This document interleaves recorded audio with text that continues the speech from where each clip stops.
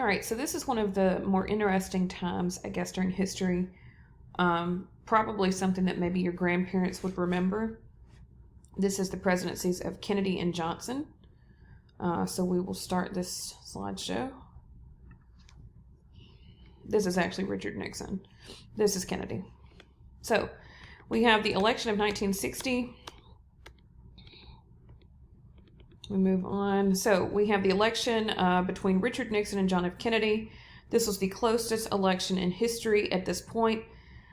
They needed a president to get back on top of the Cold War. So the two candidates for the election, you had Richard Nixon. He was the vice president under Dwight Eisenhower, and he had experience in office, right? So people looked at him as, he's already done it before. We can trust him. Okay, but then you have this other person, John F. Kennedy, who is a senator, and he is also running for president. He is younger. At this point, he was, I want to say, the youngest that we have had run for president. Nixon was knowledgeable of Soviet issues and Chinese issues since World War II, because clearly he had been, serving as the vice president. He also proved himself in the Alger Hiss court case. Kennedy, however, like we said, he was new. His slogan was "Get America Moving Again." So, like I said, at 43, he was the youngest to take office. This is, again, at this point in time, because Barack Obama actually was younger than Kennedy, so therefore he topped him on that. But in 1960, Kennedy would be considered the youngest who was running for president. Similar views on policy issues. So, they had similar views on policy issues.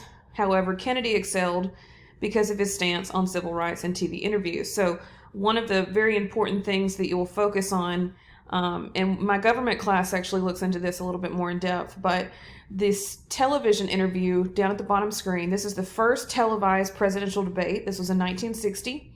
And the crazy part of all of this is that Kennedy, who kind of had experience, I guess. He was younger. He knew how to, speak to the people. He also kind of had a little bit of help when it comes to the lighting and the the Hollywood style forms of recording and broadcasting. So what Kennedy did is he actually had on a little bit of makeup because, when you're under those harsh lights like that, it kind of washes you out. So he actually had on a little bit of makeup. He had on kind of a neutral colored suit, and he looked very healthy. He looked confident.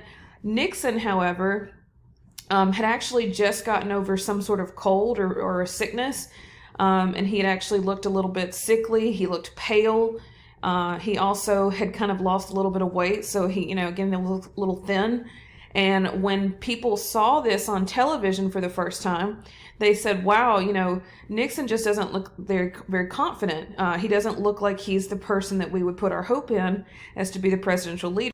Now, the people who actually heard the debate on the radio, because remember, radio was also still very important during this time, not a lot of people had access to televisions yet. So the people who actually heard the presidential debate on the radio said that Nixon won the debate.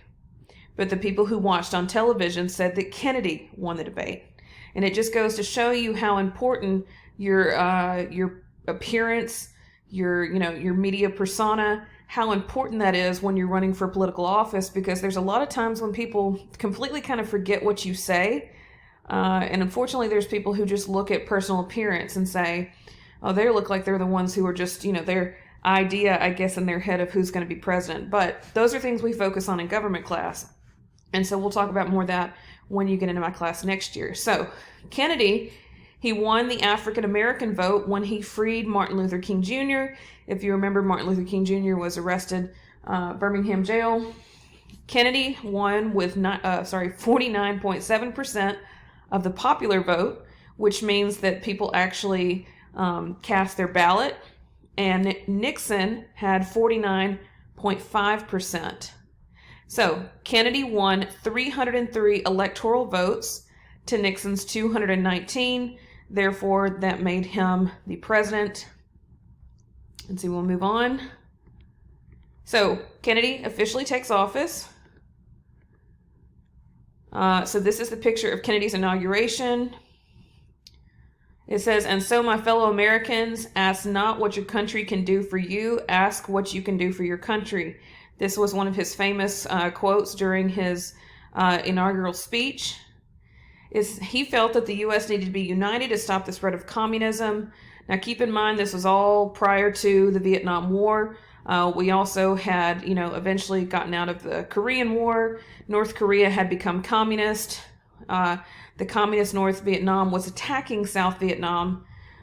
We also have communism in China taking control. And again, Cuba was taken over by communism. And so what we're going to see during Kennedy's presidential term in office is that he actually, will get to the Bay of Pigs and the actual standoff between Kennedy and the Soviet Union.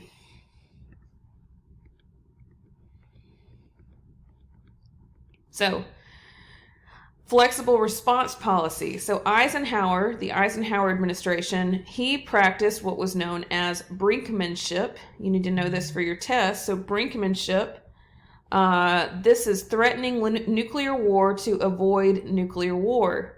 But Kennedy did not want that risk, okay? Because if you think about it, the Soviet Union had nuclear capabilities. Oh, excuse me. They were very large at this point, and with all these other countries switching to communism, that means that now the Soviet Union was going to back those countries, because think about when we came out of the different world wars, we now have what are known as allies.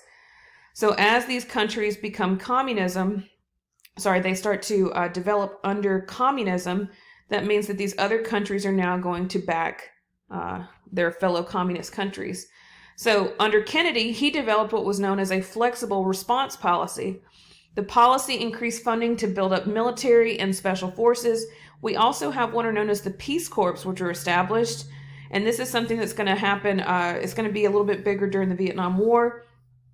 But the Peace Corps are basically where you would send different American citizens to different areas around the world. And it's kind of like humanitarian aid, where they would just volunteer and help and, do whatever was necessary to build up, the local economy, to help out the citizens.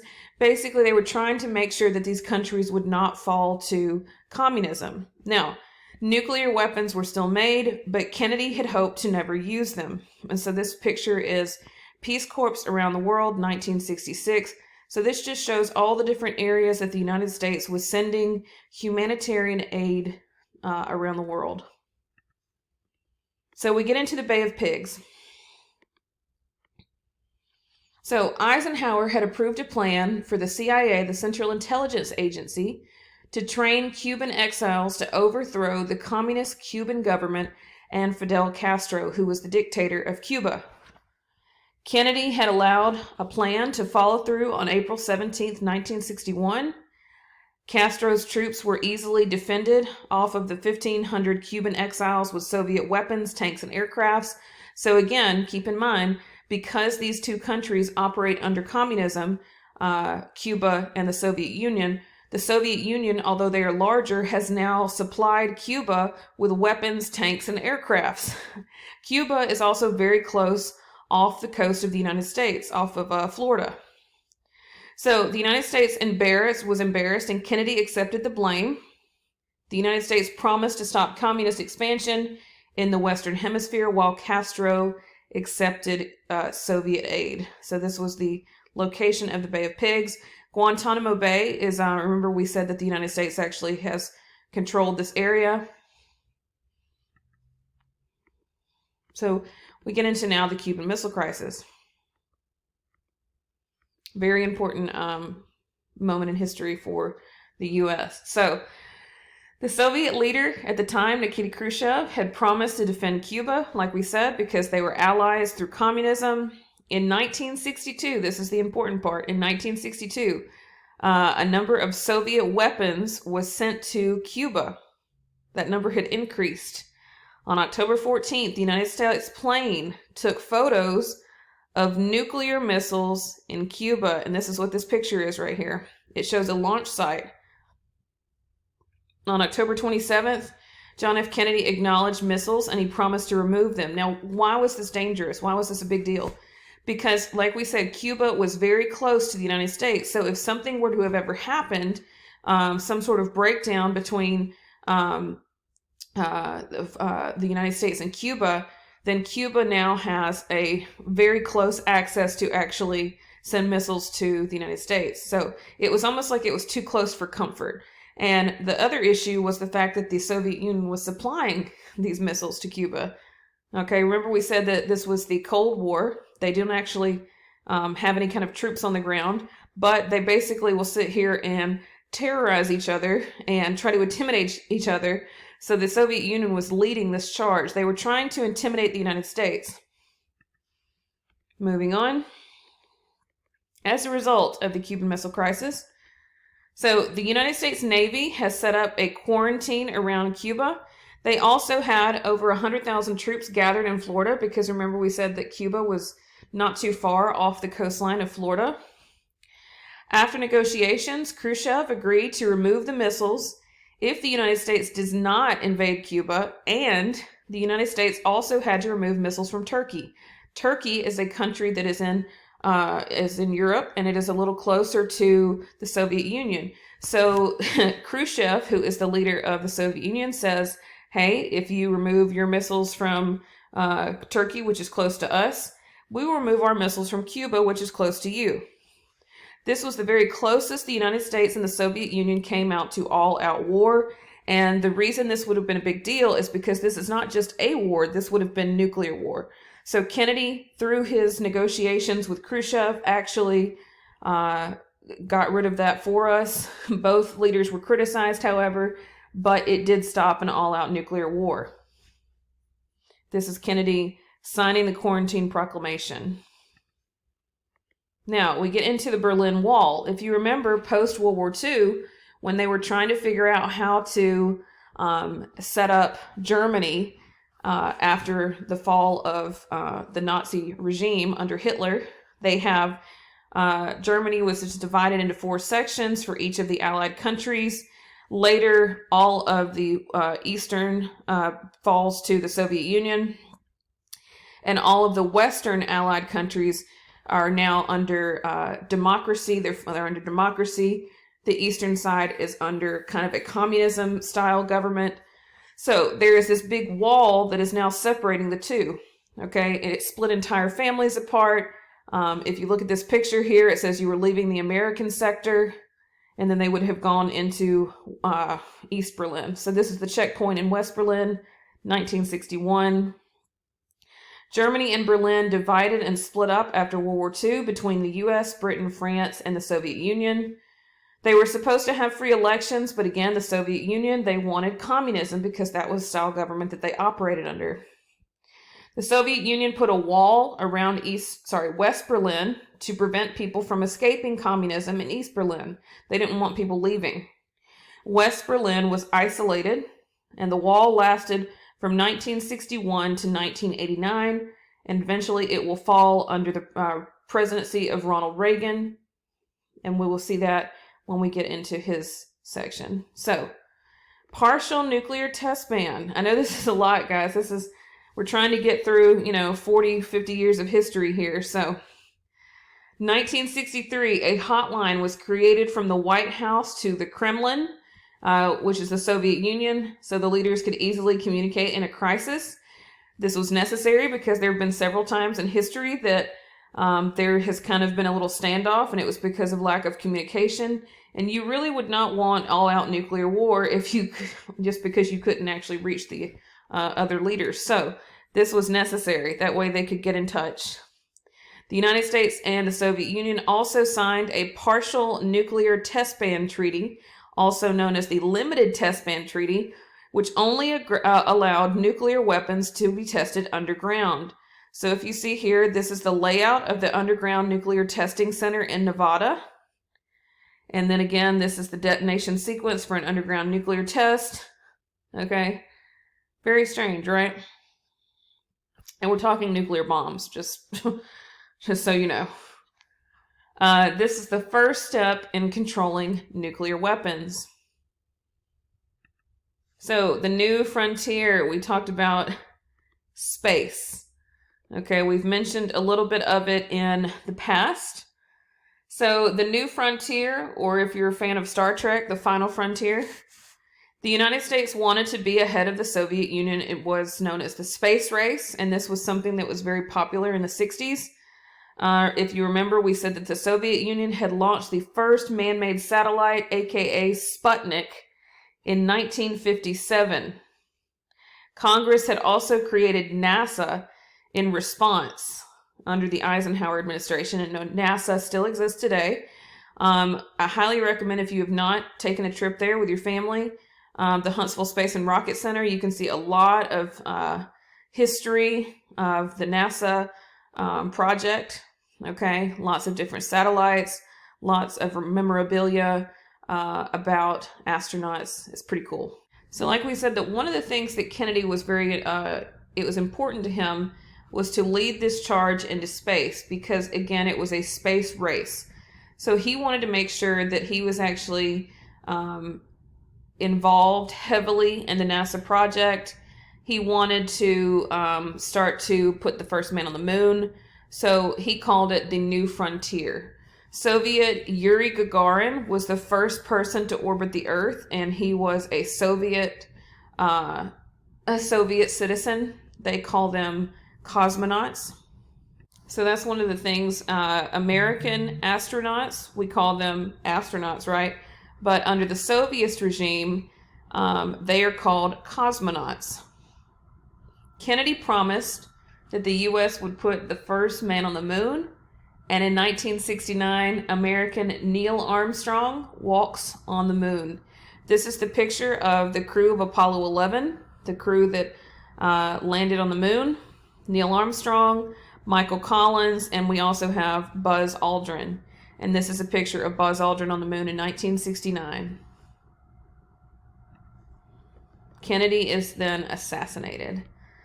This is a big controversial topic for a lot of people. I myself, as a conspiracy theorist, have my own beliefs about it. Some of you probably have heard about it and maybe have looked into it yourself. But this is a very interesting moment in history. So Kennedy was on his way to campaign in Dallas, Texas. For some reason, he decided to have an open car. Typically, they would have some sort of closed cars, right? Even the Vatican, for example, the Pope, when he drives around in any kind of processional, he has a closed kind of protective barrier over him, okay? But Kennedy decided that he wanted to go in this open style convertible here to go around Dallas on their little parade route. So in Dallas, the reason that Kennedy was there, like we said, he was trying to campaign for his next term. JFK had introduced many domestic bills, but many were stopped in Congress. He wanted to protect wilderness lands from development, provide funding to schools, and provide health insurance for the elderly. He also was very involved in the civil rights movement, which we will get to in our next unit. Kennedy was assassinated on November 22nd, 1963 by Lee Harvey Oswald, which, like we said, is a kind of a little conspiracy. There's, some whole, crazy part around his death. He was assassinated before his ideas were put in place, but many would become part of Lyndon Johnson's Great Society, which we will also talk about. This is the picture of Lyndon Johnson, who is the vice president, being sworn in aboard the presidential plane, known as Air Force One. What you need to know, which will, again, in my government class, we go into this, the presidential line of succession. When a president is assassinated or a president is killed or is unable to continue throughout his term, the vice president is immediately sworn into office, and they are the ones who will act as president for the remainder of the term. This is Kennedy's wife, Jackie O. And this is kind of the rest of the group that was around Air Force One with Kennedy. So this person, if you look here, he is placing his hand on the Bible, and they are officially swearing in Lyndon Johnson to be the next president. So we talk about Lyndon Johnson and his Great Society. I have a lot of I have a lot of commentary about this, but I'm not going to say all of it. So I will let you kind of do your own research. There is something that I will assign to you for you to look into.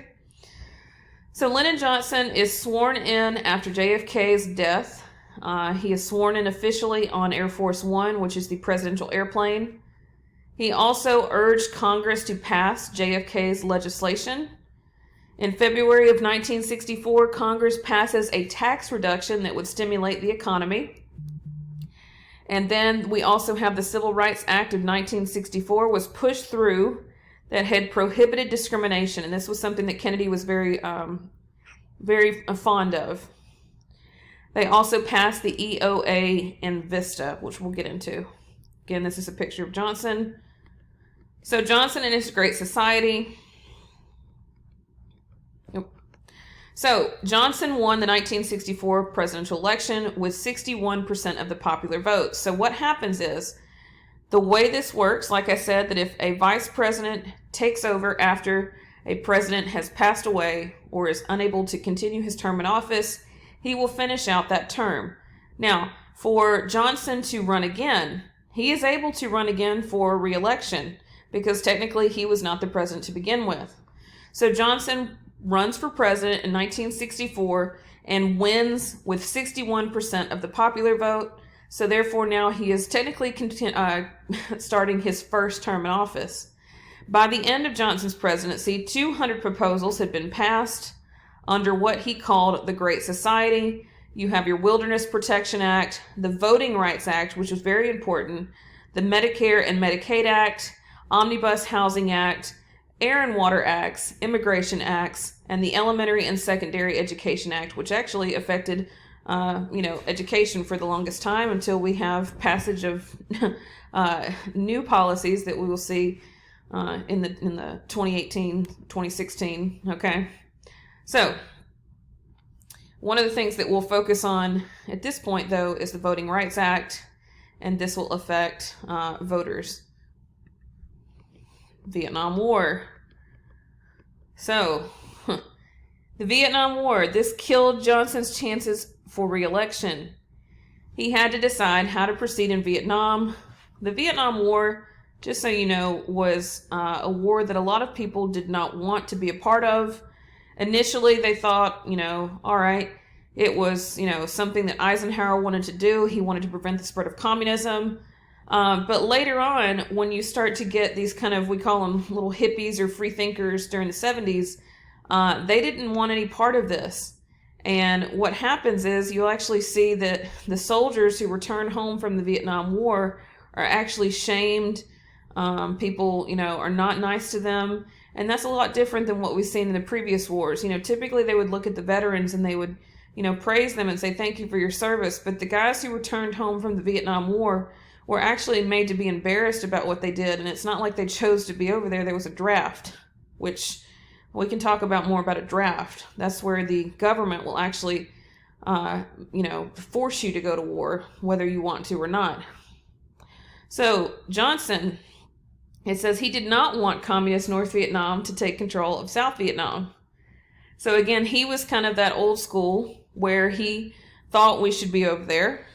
Other people did not. This shows that Johnson was greeting the U.S. troops in Vietnam in 1966. We also have the Gulf of Tonkin. And this is very interesting, right? So, in August of 1964, North Vietnamese gunboats fired at American ships, supposedly. Congress gives Johnson a blank check, the power to do whatever he felt necessary. Johnson waited until he was reelected, and that fall was to use force in Vietnam. All right, so this is what I wanted to get into. This is the FAIR magazine, Fairness and Accuracy in Reporting. This is an article in 1994, and they have written about the 30-year anniversary, the Gulf of Tonkin lie that launched the Vietnam War. This is a very pivotal point in American history. So this says, 30 years ago, it all seemed very clear. American planes hit North Vietnam after second attack on our destroyers. Move taken to halt new aggression. This is announced by the Washington Post headline, August 5th, 1964.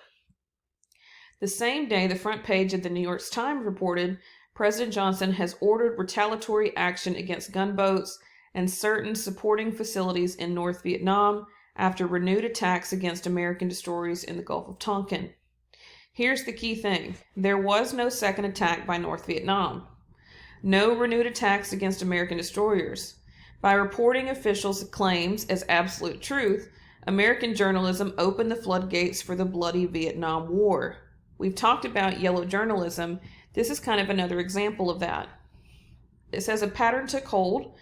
Continuous government lies passed by the pliant mass media, leading to over 50,000 American deaths and millions of Vietnamese casualties. The U.S. story, or the official story, was that the North Vietnamese torpedo boats launched an unprovoked attack against a U.S. destroyer on routine patrol in the Gulf of Tonkin on August 2nd, and that North Vietnamese PT boats followed up with a deliberate attack on a pair of U.S. ships 2 days later. The truth was very different. Rather than being on a routine patrol August 2nd, the U.S. destroyer Maddox was actually engaged in aggressive intelligence-gathering maneuvers in sync with coordinated attacks on North Vietnam by the South Vietnamese Navy and the Laotian Air Force. The day before, 2 attacks on North Vietnam had taken place. Those assaults were part of a campaign of increasing military pressure on the North that the United States had been pursuing since 1964. Here's the key part. On the night of August 4th, the Pentagon proclaimed that a second attack by North Vietnamese PT boats had occurred earlier that day in the Tonkin Gulf. A report cited by President Johnson as he went on national TV that evening to announce a momentous escalation in the war, airstrikes against North Vietnam. But Johnson ordered U.S. bombers to retaliate for a North Vietnamese torpedo attack that never happened. Prior to the U.S. airstrikes, top officials in Washington had reason to doubt that any August 4th attack had happened or had occurred. Cables from the U.S. Task Force commander in Tonkin Gulf, Captain John J. Herrick, referred to freak weather effects, almost total darkness, and an overeager sonarman who was hearing ship's own propeller beat. One of the Navy pilots flying overhead that night was Squadron Commander James Stockdale. He says, "I had the best seat in the house to watch the event, and our destroyers were just shooting at phantom targets. There were no PT boats. There was nothing there but black water and American firepower." Johnson even said in 1965, "For all I know, our Navy was shooting at whales out there." But again, this is what has sent the United States to war with Vietnam that would last somewhere around 16 years.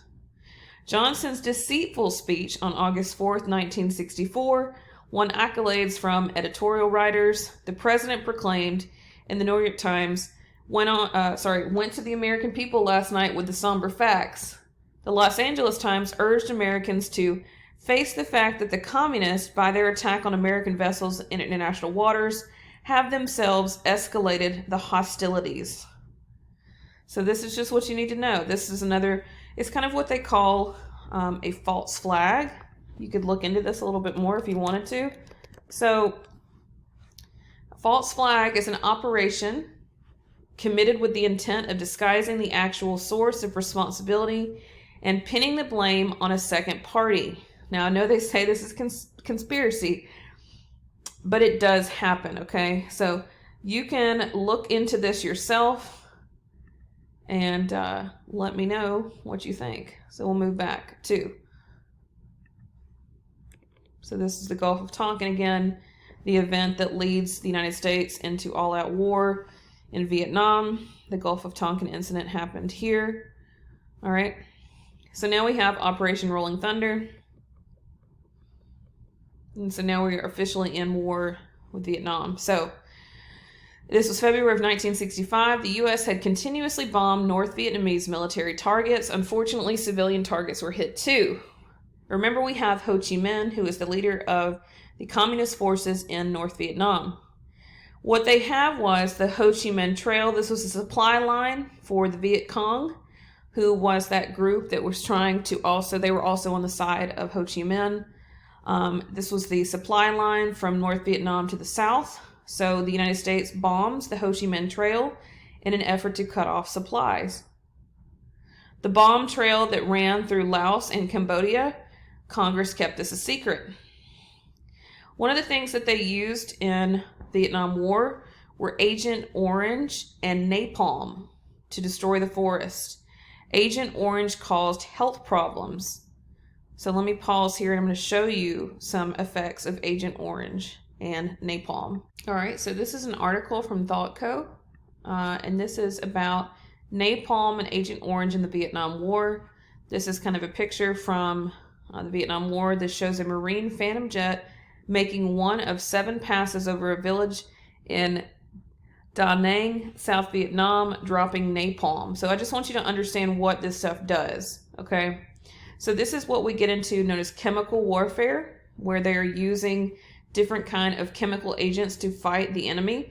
You also, if remember from World War I, we have the different types of chemical agents that were used. Mustard gas, for example, where they were trying to basically put this stuff in these tunnels and areas, and it would make people sick or it would suffocate them and they would pass away. So napalm is another example of a chemical agent that is used during war. Napalm is a gel that burns at temperatures of 800 to 1200 degrees, that's Celsius, so 1500 to 2200 degrees Fahrenheit. When napalm falls on people, the gel sticks to their skin, hair, and clothing, causing unimaginable pain, severe burns, unconsciousness, asphyxiation, which means they suffocate, and often death. Even those who do not get hit directly with napalm can die from its effects, since it burns at such high temperatures that it can create firestorms that use up much of the oxygen in the air. Bystanders also can suffer heat stroke, smoke exposure, and carbon monoxide poisoning. All right, then we get into Agent Orange. Agent Orange is a liquid mixture. The compound is toxic for only about a week before it breaks down, but unfortunately, one of its daughter products is the persistent toxin dioxin. Dioxin lingers in soil, water, and human bodies. So during the Vietnam War, the U.S. sprayed Agent Orange on the jungles and fields of Vietnam, Laos, and Cambodia. The Americans sought to defoliate the trees and bushes so the enemies would be exposed, because I don't know if we've gotten into this just yet, but they act very similar to as they did in World War II. Certain Japanese troops kind of hiding up in the bushes and tunnels in the mountains. So this is kind of how this war was fought in Vietnam, which made it so deadly, and it was one of the reasons why nobody actually really won. So the Americans thought, okay, if we can kill off these crops and plants and things like that, it would expose the enemy and it would make them easier to find. The U.S. spread 43 million liters of Agent Orange in Vietnam, covering 24% of South Vietnam with the poison. Over 3,000 villages were in the spray zone. In those areas, dioxin leached into people's bodies, their foods, and worst of all, the groundwater. In an underground aquifer, the toxin can remain stable for at least 100 years. So that means it's poisoned the water now for at least 100 years. As a result, even decades later, the dioxin continues to cause health problems and birth defects for Vietnamese people in the sprayed area. The Vietnamese government estimates that about 400,000 people have died from Agent Orange poisoning, and about 500,000 children have been born with birth defects. U.S. and Allied veterans who were exposed during the period of heaviest usage and their children may have elevated rates of various cancers, including soft tissue sarcoma, non-Hodgkin lymphoma, Hodgkin disease, and lymphocytic leukemia. Victims groups from Vietnam, Korea, and other places where napalm and Agent Orange were used have sued their primary manufacturers of these chemical weapons on several occasions. In 2006, the companies were ordered to pay the United States US $63 million in damages to South Korean veterans who fought in Vietnam.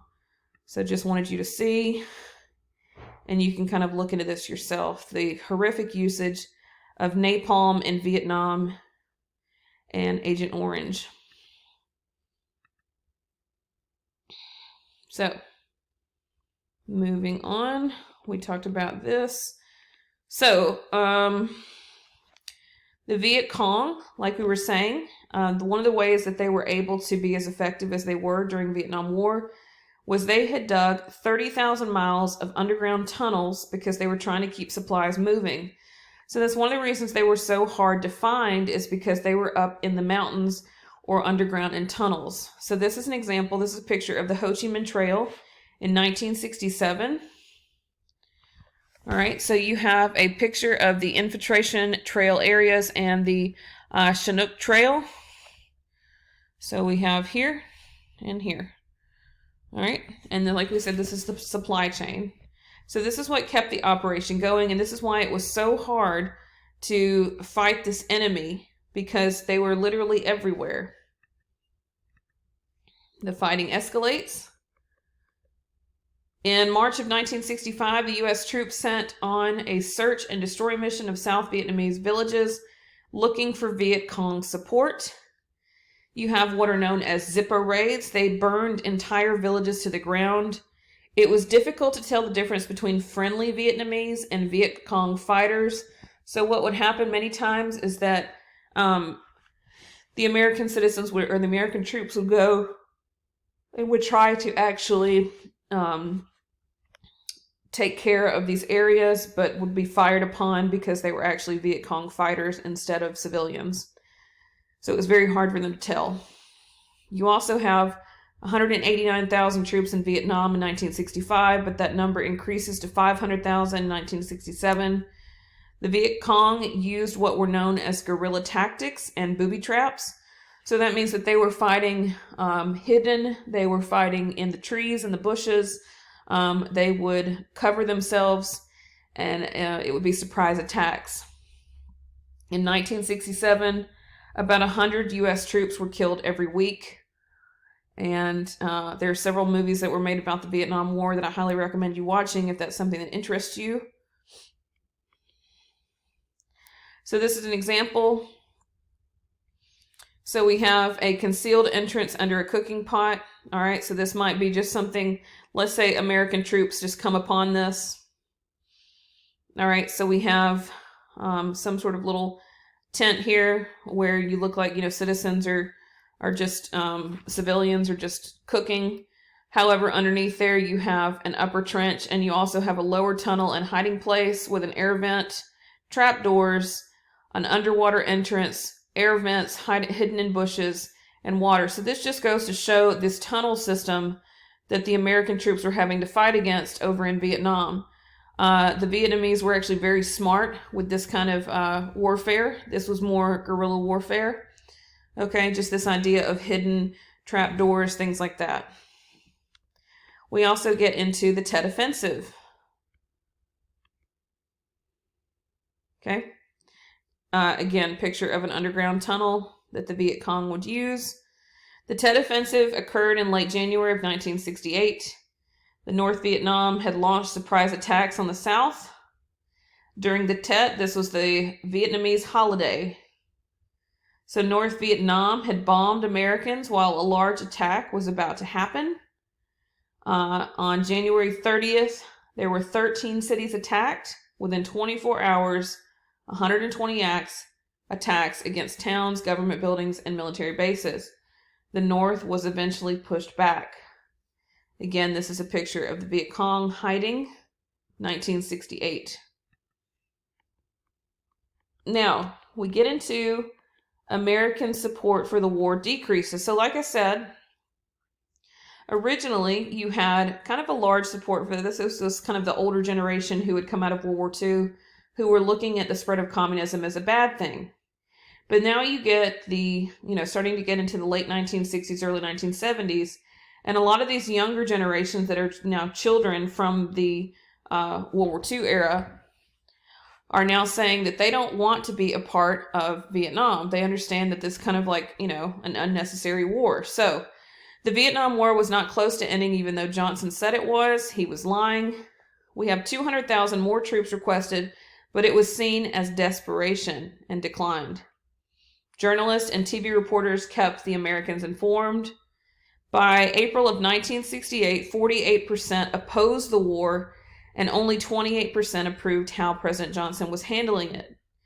On March 31st, 1968, Johnson called for negotiations and announced he would not run for re-election. A lot of people speculated it was because of how he handled the war. So if you look here, this is a picture, Vietnam War protesters in 1967. It shows here the U.S. imperialism, and then it shows a Saigon puppet. Again, another picture here, the Vietnam War protesters during a sit-in at the Pentagon in 1967, and they were protesting the Vietnam War.